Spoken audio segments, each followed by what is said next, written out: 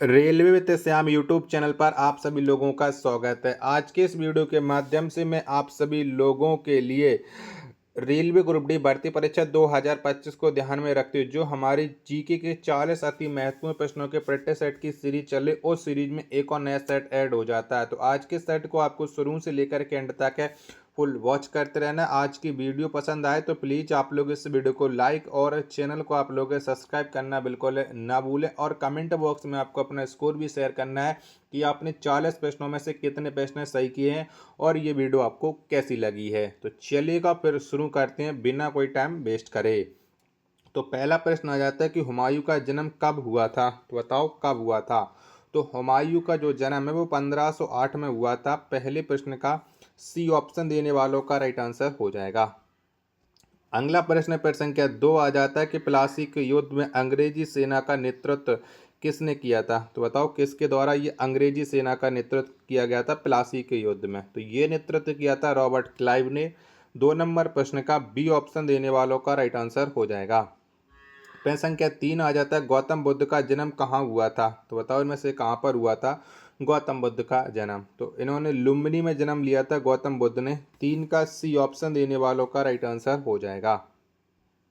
प्रश्न संख्या 4 है आपके सामने कि भारत के किस राज्य में सबसे कम लिंगानुपात है। तो बताओ इनमें से कौन से राज्य में सबसे कम लिंगानुपात हो जाता है।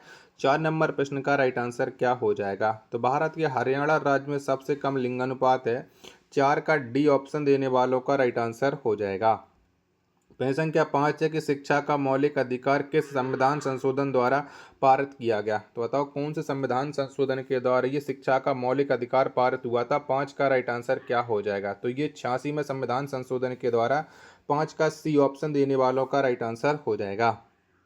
प्रश्न संख्या 6 आपके सामने कि भारत में शेरों के लिए एकमात्र राष्ट्रीय उद्यान कौन है। तो बताओ इनमें से कौन सा है। 6वें नंबर प्रश्न का राइट आंसर क्या हो जाएगा। तो भारत में शेरों के लिए एकमात्र जो राष्ट्रीय उद्यान है ये गिर हो जाता है। 6 का बी ऑप्शन देने वालों का राइट आंसर हो जाएगा। वीडियो पसंद आ रही होगी तो प्लीज़ वीडियो को लाइक और चैनल को आप लोग सब्सक्राइब करना बिल्कुल ना भूलें। 7वें नंबर का प्रश्न गुरुत्वाकर्षण का नियम किसने दिया। तो बताओ किसके द्वारा ये गुरुत्वाकर्षण का नियम है वो दिया गया था। तो न्यूटन ने गुरुत्वाकर्षण का नियम दिया था। 7 का सी ऑप्शन देने वालों का राइट आंसर हो जाएगा। प्रश्न संख्या 8 है आपके सामने कि ईस्ट इंडिया कंपनी की स्थापना किस मुगल शासक के शासनकाल में हुआ। तो बताओ कौन से मुगल काल में हुआ था ईस्ट इंडिया कंपनी की स्थापना। 8 का राइट आंसर क्या हो जाएगा। तो ये अकबर के शासनकाल में हुई थी ईस्ट इंडिया कंपनी की स्थापना। 8 का डी ऑप्शन देने वालों का राइट आंसर हो जाएगा। प्रश्न संख्या 9 है कि भारत की आज़ादी के बाद भारत में कितने बार वित्तीय आपात लगा। तो बताओ कितनी बार लगा था वित्तीय आपात। 9 का राइट आंसर क्या हो जाएगा। तो भारत की आज़ादी के बाद भारत में एक भी बार वित्तीय आपात नहीं लगा है। 9 का डी ऑप्शन देने वालों का राइट आंसर हो जाएगा। प्रश्न संख्या 10 आ जाता है कि आमिर खुसरो किस सुल्तान के दरबारी कवि थे।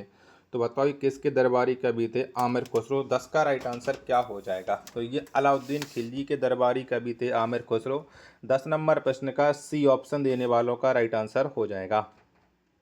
अगला प्रश्न आ जाता है प्रश्न संख्या 11 कि दिल्ली के लाल किले में मोती मस्जिद का निर्माण किस मुगल बादशाह ने करवाया था। तो बताओ किस मुगल बादशाह ने करवाया था। तो दिल्ली के लाल किले में जो मोती मस्जिद है इसका निर्माण है वो औरंगजेब के द्वारा करवाया गया था। 11 का ए ऑप्शन देने वालों का राइट आंसर हो जाएगा। प्रश्न संख्या 12 है आपके सामने के सत्यमेव जयते भारत का आदर्श वाक्य किस उपनिषद से लिया गया है। तो बताओ कौन से उपनिषद से सत्यमेव जयते को लिया गया है। 12 का राइट आंसर क्या हो जाएगा। तो ये मुंडको उपनिषद से लिया गया है। 12 का सी ऑप्शन देने वालों का करेक्ट आंसर हो जाएगा।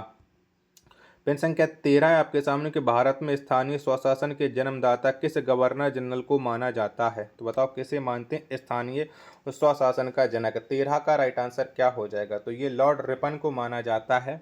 13 का बी ऑप्शन देने वालों का करेक्ट आंसर हो जाएगा। वीडियो पसंद आ रही होगी तो प्लीज़ वीडियो को लाइक और चैनल को आप लोग सब्सक्राइब करना बिल्कुल ना भूलें। अगला प्रश्न पर संख्या 14 के संविधान के किस अनुच्छेद के अनुसार यह प्रावधान किया गया है कि प्राथमिक शिक्षा मातृभाषा भाषा में दिए जाएं। तो बताइए कौन से अनुच्छेद के तहत। 14 का राइट आंसर क्या हो जाएगा। तो ये अनुच्छेद हो जाएगा 350 ए। 14 का डी ऑप्शन देने वालों का राइट आंसर हो जाएगा। अगला प्रश्न है प्रश्न संख्या 15 है आपके सामने, कुतुबुद्दीन ऐबक किसका दास था? तो बताओ ये किसका दास था? कुतुबुद्दीन ऐबक है। 15 का राइट आंसर क्या हो जाएगा? 15 के चारों ऑप्शन आपके स्क्रीन पर शो हो रहा है, तो ये हो जाएगा मोहम्मद गौरी का दास। 15 का सी ऑप्शन देने वालों का राइट आंसर हो जाएगा। प्रश्न संख्या 16 है आपके सामने, कि हुमायूं का जन्म किस स्थान पर हुआ था? तो बताओ कब हुआ था, सॉरी कहाँ पर हुआ था हुमायूं का जन्म? 16 का राइट आंसर क्या हो जाएगा? तो काबुल में हुआ था हुमायूं का जन्म। 16 का बी ऑप्शन देने वालों का राइट आंसर हो जाएगा।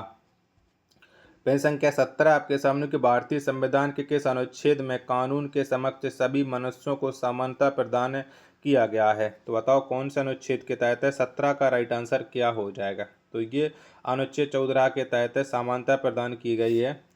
17 का सी ऑप्शन देने वालों का राइट आंसर हो जाएगा। अगला प्रश्न प्रश्न संख्या 18 आ जाता है, कि भारत का सर्वोच्च सैनिक सम्मान कौन है? तो बताओ इनमें से कौन सा है? तो भारत का जो सर्वोच्च सैनिक सम्मान है वो परमवीर चक्र हो जाता है। 18 का ए ऑप्शन देने वालों का राइट आंसर हो जाएगा। नेक्स्ट प्रश्न प्रश्न संख्या 19 है, कि अभिनव बिंद्रा का संबंध किस खेल से है? तो बताओ इनमें से कौन से खेल से अभिनव बिंद्रा संबंध रखते हैं? 19 का राइट आंसर क्या हो जाएगा? तो अभिनव बिंद्रा का जो संबंध है वो निशानेबाजी से हो जाता है। 19 का डी ऑप्शन देने वालों का करेक्ट आंसर हो जाएगा। प्रश्न संख्या 20 है, कि भारतीय संविधान के अनुसार सशस्त्र सेना के कमांडर कौन होते हैं? तो बताओ कौन होते हैं? तो भारतीय संविधान के अनुसार सशस्त्र सेना के जो कमांडर होते हैं उनका नाम हो जाता है भारत के राष्ट्रपति। 20 का सी ऑप्शन देने वालों का राइट आंसर हो जाएगा। प्रश्न संख्या 21 है आपके सामने, कि संसद के ऊपरी सदन का नाम क्या है? तो बताओ इनमें से क्या है? तो संसद के जो ऊपरी सदन इसका नाम हो जाता है राज्यसभा।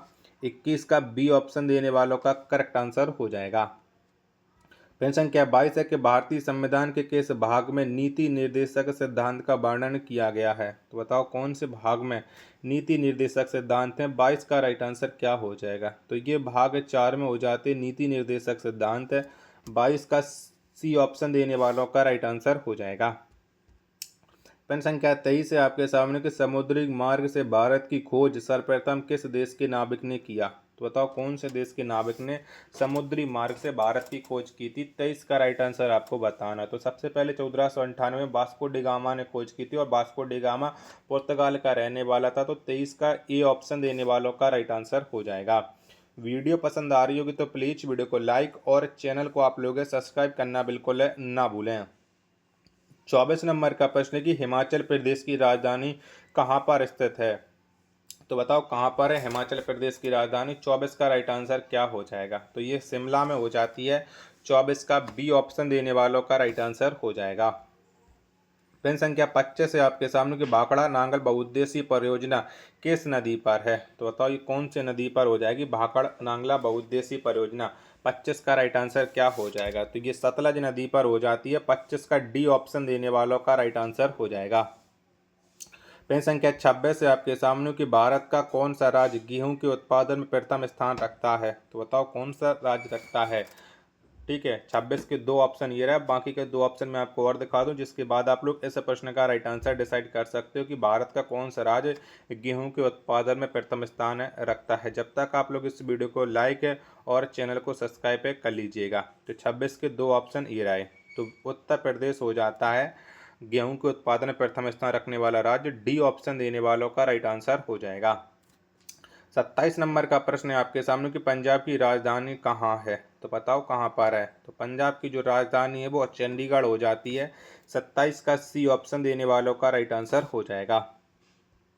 28 नंबर का प्रश्न है, कि पंजाब राज्य का उच्च न्यायालय किस शहर में स्थित है? तो बताओ कहाँ पर स्थित है पंजाब राज्य का उच्च न्यायालय? 28 का राइट आंसर क्या हो जाएगा? तो ये स्थित हो जाता है चंडीगढ़ में। 28 का बी ऑप्शन देने वालों का राइट आंसर हो जाएगा। प्रश्न संख्या 29 है, कि पंजाब राज्य दिवस किस दिन मनाया जाता है? तो बताओ कब मनाते हैं पंजाब राज्य दिवस? 29 का राइट आंसर तो 1 नवंबर को मनाया जाता है। 29 का डी ऑप्शन देने वालों का राइट आंसर हो जाएगा। प्रश्न संख्या 30 है आपके सामने, कि आनुवंशिकता के नियम की खोज किसके द्वारा की गई? तो बताओ किसने की थी आनुवंशिकता के नियम की खोज? 30 का राइट आंसर क्या हो जाएगा? तो ये की थी ग्रेगरी मेंडल ने। 30 का ए ऑप्शन देने वालों का राइट आंसर हो जाएगा। नेक्स्ट प्रश्न आ जाता है प्रश्न संख्या 31 से कि रक्त में लोहे की कमी से कौन सा रोग होता है। तो बताओ इनमें से कौन सा रोग हो जाता है। 31 का राइट आंसर आपको बताना है। तो रक्त में लोहे की कमी से जो रोग होता है वो एनीमिया का रोग होता है। 31 का सी ऑप्शन देने वालों का राइट आंसर हो जाएगा। 32 नंबर का प्रश्न है कि भगत सिंह द्वारा सेंट्रल असेंबली में बम कब फेंका गया था। तो बताओ कब फेंका था भगत सिंह ने सेंट्रल असेंबली में बम। 32 का राइट आंसर क्या हो जाएगा। तो इन्होंने 8 अप्रैल 1929 में फेंका था। 32 का बी ऑप्शन देने वालों का राइट आंसर हो जाएगा। प्रश्न संख्या 33 है आपके सामने कि बेकिंग सोडा का रासायनिक नाम क्या है। तो बताओ इनमें से कौन सा है। 33 का राइट आंसर आपको बताना है। तो बेकिंग सोडा का जो रासायनिक नाम है ये सोडियम बाइकार्बोनेट हो जाता है। 33 का डी ऑप्शन देने वालों का राइट आंसर हो जाएगा। प्रश्न संख्या 34 से आपके सामने के पानी का अधिकतम घनत्व कितने डिग्री सेल्सियस पर होता है। तो बताओ कितने डिग्री सेल्सियस पर होता है। 34 का राइट आंसर क्या हो जाएगा। तो पानी का जो अधिकतम घनत्व है वो 4 डिग्री सेल्सियस पर होता है। 34 का ई ऑप्शन देने वालों का राइट आंसर हो जाएगा।